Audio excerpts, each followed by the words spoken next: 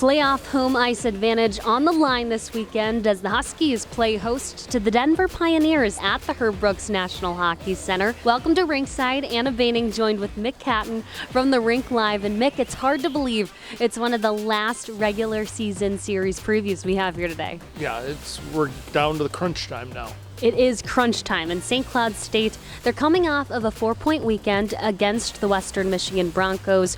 Friday night, an overtime loss, 4-3 final, but a reset Saturday.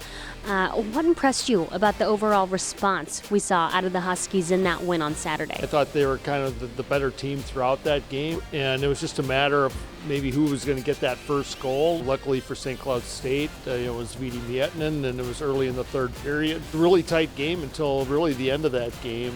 St. Cloud State was able to get some breathing room with a couple empty net goals. From top to bottom, I thought that they played a lot better. They played a lot more to their team identity, which was a lot of really good puck movement. They played a little bit more physical, particularly in the offensive zone. They weren't terrible on Friday, but they were lacking some attention to detail, and that hurt them in that game.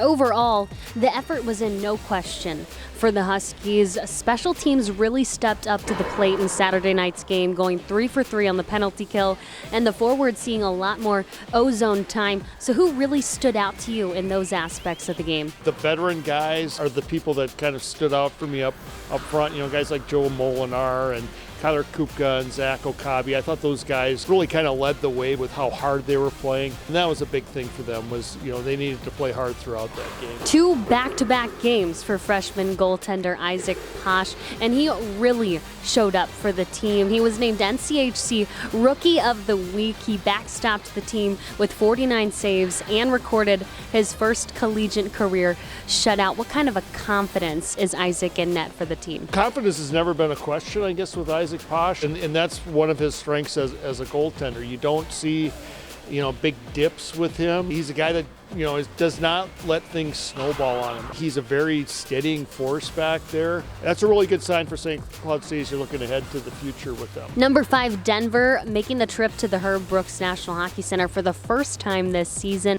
And Denver's coming off of a weekend against the Miami University Redhawks. They got the point in a shootout on Friday night, and Saturday took the game. Who stands out to you on this Denver team at this point in the stretch? Well, there's a lot of guys on Denver that stand out. That's part of why they are where they are. The best way to describe Denver and the way that they play, they come at you in a lot of different ways. They come at you in such a 5-man attack, different than anybody else in the country. It's not just 1 or 2 of the players. It's not just 1 or 2 of the lines. St. Cloud State's got to really be on top of what they're doing this weekend. Yeah, time and space is going to be crucial for St. Cloud State. What's going to be key to get a few points out of this series? You can't give them time and space at all. They're going to burn you. The biggest thing for St. Cloud State is playing in the offensive zone. When Denver gets the puck out of their zone, they're dangerous on the rush. They're dangerous once they get in the offensive zone. They're really good at puck control. So it's about possessing the puck more than Denver, trying to play physical with them and really beat them kind of below the dots. They're a team that can roller coaster you. They get 1, they can get 3 in a short amount of time. Another demanding and critical weekend for both teams, playoff and pairwise implications on the line. So how could this weekend kind of shake up things in the standings and the polls?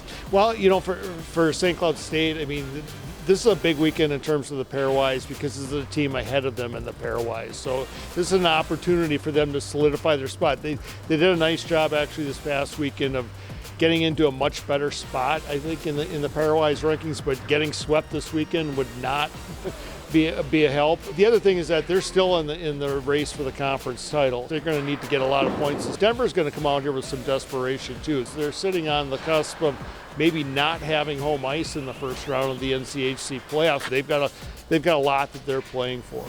These are big points for both teams. A lot on the line this weekend. Appreciate the time, Mick. Fans, remember to tune in to Fox 9 Plus both Friday and Saturday night. Friday night's puck drop is set for 7:30 p.m. Central Time, and you can watch Saturdays at 6 o'clock. We'll see you back here very soon.